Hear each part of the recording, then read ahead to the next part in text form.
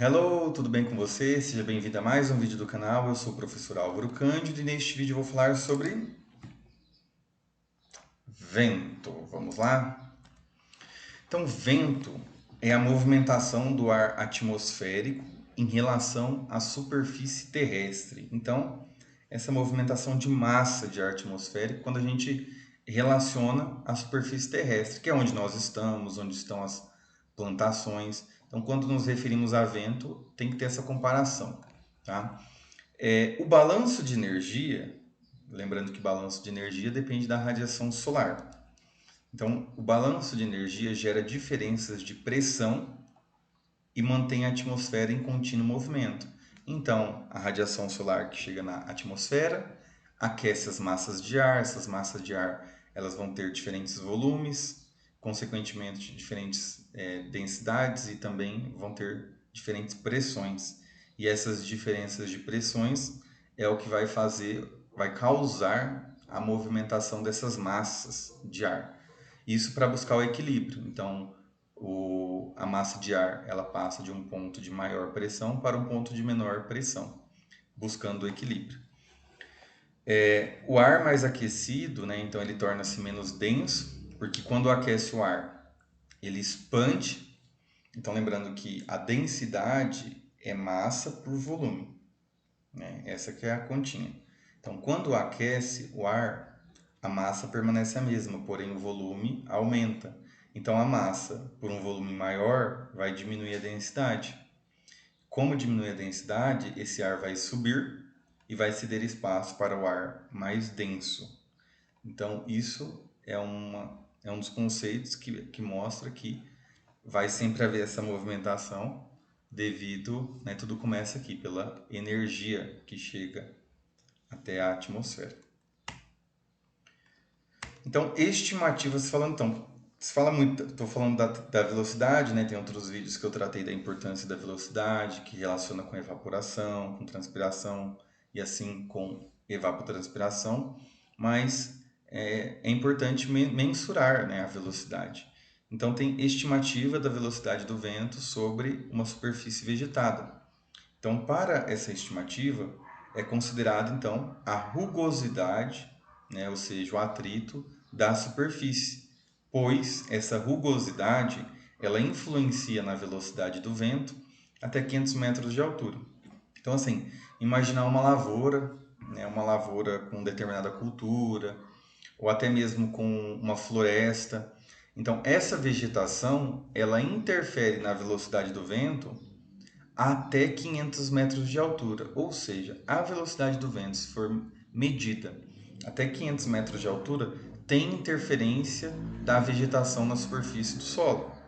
Então, a partir de 500 metros de altura, não tem mais essa influência. Então, geralmente, quando se trata aqui da velocidade do vento, Dzinho, essa letra, refere-se à altura do solo em que a velocidade do vento se anula, tá? Então, vai ser aqui uma altura em que a velocidade vai ser igual a zero. O H é a altura da cultura, tá? Então, aqui tem uma relaçãozinha. Então, a velocidade, né? O Dzinho é a velocidade em que é a altura em que a velocidade do vento é igual a zero, né? E o H é a altura da cultura. Então, aqui a relação é entre 0,5 e 0,8. Então, para exemplificar, vamos imaginar que a altura de uma determinada cultura é de 1 metro, né? Então, 1 metro é o H. Já o D, ele vai ser em torno de 0,5 e 0,8. O que isso significa?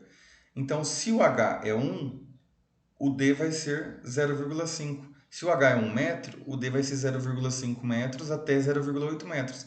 Então, se uma altura tem 1 metro de altura, se uma cultura tem 1 metro de altura, a velocidade de anulação vai ser 50 centímetros até 80 centímetros, por aí. Se a cultura tem uma altura de 2 metros, ou seja, 200 centímetros, então a velocidade vai ser igual a zero 100 centímetros, né, que é a relação, ou 160 centímetros.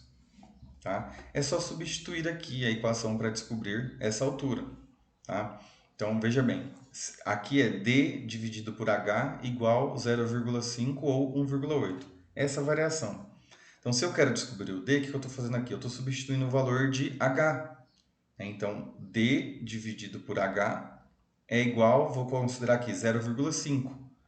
Tá? Se o meu H é 2, eu pego esse 2 e multiplico cruzado 0,5, que vai dar o D igual a 1. Tá bom? Essa daqui, então, é uma equação em que pode ser utilizada para a estimativa da velocidade do vento sobre uma superfície vegetada. Então, aqui eu tenho a velocidade a uma altura desejada. Então, assim, quando eu meço a altura quando eu meço a velocidade do vento, estou confundindo aqui. Quando eu meço a velocidade do vento em uma determinada altura, vamos considerar 10 metros. Mas eu não quero, como a minha cultura não está a 10 metros, ela está ali 1 metro, 2 metros de altura da superfície do solo, eu preciso fazer uma estimativa da velocidade do vento de 10 metros para 2 metros. Eu posso utilizar essa equação. Então, se a velocidade do vento é medida a 4 metros de altura, mas eu queria esse valor para 2 metros de altura, então utilize essa equação. Tá? Então, veja bem, como que funciona essa equação? Aqui vai ser a velocidade para a altura desejada. Aqui, esse valor é a velocidade para a altura de medida, pode ser qualquer altura de medida também. ZX é a altura que eu quero converter. Então, vamos pensar assim, que eu medi a 10 metros e eu quero para 2 metros. Então, aqui vai ser a velocidade para 10. Aqui vai ser o valor de 10. É 10? Não. Olha só. Aqui é a velocidade para o nível desejado de altura. Então, o x é para onde eu quero estimar. O z é onde eu medi. Tá? Essa aqui é a regrinha. Então, de novo, aqui o z é a velocidade onde eu medi. Então, aqui, ó, a altura de medida. O zx é a altura para converter a velocidade do vento. Ou seja, aqui poderia ser 2 metros. Então, estou passando de 10 para 2. Então, vou colocar o número 2 aqui. Tá? Então, o que seria o C0 é o comprimento da rugosidade, o D é o deslocamento do plano zero, tá? Mas agora eu vou chamar a atenção aqui a outro valor. O Z é a altura de medição do vento. Então, aqui seria 10. Tá? Aqui seria 10. Se eu medir a 10 e eu vou transformar para 2 metros, essa velocidade, então aqui seria 2 metros, aqui seria 10 metros, aqui seria a velocidade a 10 metros e aqui seria o que eu iria estimar para 2 metros. Geralmente, esses valores de rugosidade, comprimento da rugosidade, deslocamento do plano zero, já existem valores padrão. Tá? Por exemplo, essa aqui é a equação reduzida, então considerando a cultura hipotética para evapotranspiração de referência. Então, a evapotranspiração de referência é a evapotranspiração para a cultura da grama, que é a cultura padrão. Então, esta equação então, já considerou a rugosidade, a altura do plano para a cultura da grama.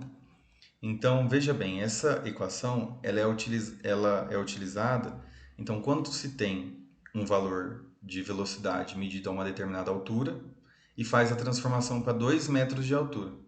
Então, veja bem, foi medido a 10 metros, então coloca aqui a velocidade de 10 metros e aqui no Z coloca 10 metros. O resultado vai sair para 2 metros. Se foi medido a 6 metros, coloca a velocidade de 6 metros aqui de altura e coloca o número 6 aqui. A velocidade que vai sair aqui será para 2 metros de altura. E aqui é uma equação mais reduzida ainda, né? Mas aí considerando que a medida foi feita a 10 metros. Então, se for a 10 metros, é só multiplicar por 0,75, que vai ser igual à velocidade estimada para 2 metros. Né? Então, essa daqui só serve para transformar de 10 metros a velocidade do vento para 2. Essa daqui serve para transformar a velocidade do vento de qualquer altura para 2. Essa daqui serve para transformar a velocidade para qualquer altura para qualquer altura. Então não é para 2, é para qualquer uma outra. Lembrando que o vento, né, ele facilita a troca de calor e quando nós estamos falando de calor, não só o calor, mas o dióxido de carbono e também o vapor de água.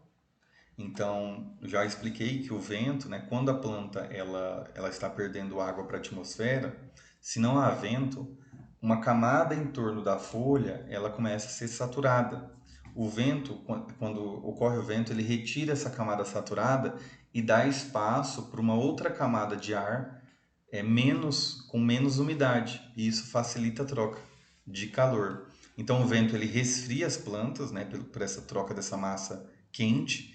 Ele também aumenta a entrada de dióxido de carbono por alocar uma camada de ar que não está, né, no caso, que é uma camada nova, porque no caso a planta ela vai liberar água e no caso, vai entrar dentro da planta o CO2, tá? Então, o CO2 ela vai utilizar para a fotossíntese.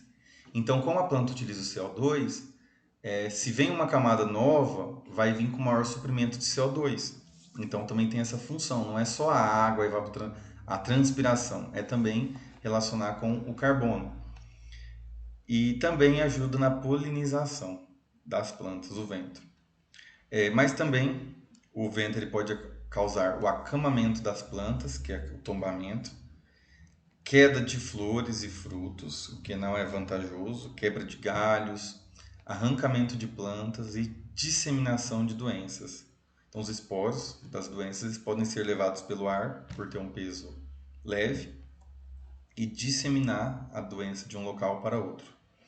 O aumento da velocidade do vento causa o aumento da evapotranspiração até um limite. Então, quando aumenta a velocidade do vento, aumenta a evapotranspiração, mas isso não é sempre constante. Então, tem um momento que isso não vai responder mais, de ficar aumentando sempre e vai aumentar sempre a evapotranspiração. Existe um limite. Eu já comentei aqui que a fotossíntese aumenta com o suprimento de CO2, né? Então, o CO2 depende da ação dos ventos. O vento ele pode alterar as condições meteorológicas, né? Então, pode-se recorrer, né, como o vento ele interfere nas condições meteorológicas, então pode-se recorrer a quebra-ventos para interferir no resfriamento excessivo. Então, aqui pensando em locais que pode resfriar muito, né, ou ter altas temperaturas que pode ressecar as plantas, então pode ser adotado quebra-ventos para reduzir esse efeito do vento sobre as lavouras. Lembrando aqui que no exemplo, né? Então pode ter um resfriamento excessivo, então em locais frios com muito vento, esse vento frio ele pode circular na lavoura e pode prejudicar muito. Quando a temperatura é muito quente, o vento levando essa massa quente ficar circulando pela lavoura, isso pode ressecar muito e também injúria mecânica nas culturas. Em dias com céu claro, a temperatura do ar é maior próximo ao quebra-vento devido à redução da velocidade do vento. Ou seja, o quebra-vento ele vai reduzir a velocidade do vento, né? Porque ele é uma barreira. Então aqui é uma constatação, né? Que dias quentes próximo do quebra-vento vai ter o que? Maior temperatura, tá? Além da temperatura e a umidade, né? Então, além de interferir o quebra-vento na temperatura, ele vai interferir também na umidade. Então, tende a ser maior em área com quebra-vento. E quais os tipos de quebra-ventos? Então, pode ser plantio de árvores ao longo da plantação ou pastagem, geralmente são em linhas. Pode ser arbóreas, permanentes, temporários ou anuais. Recomendação: pinheiro, eucalipto, cipreste ou grevilha. Aqui é a variação da velocidade do vento ao longo de um dia.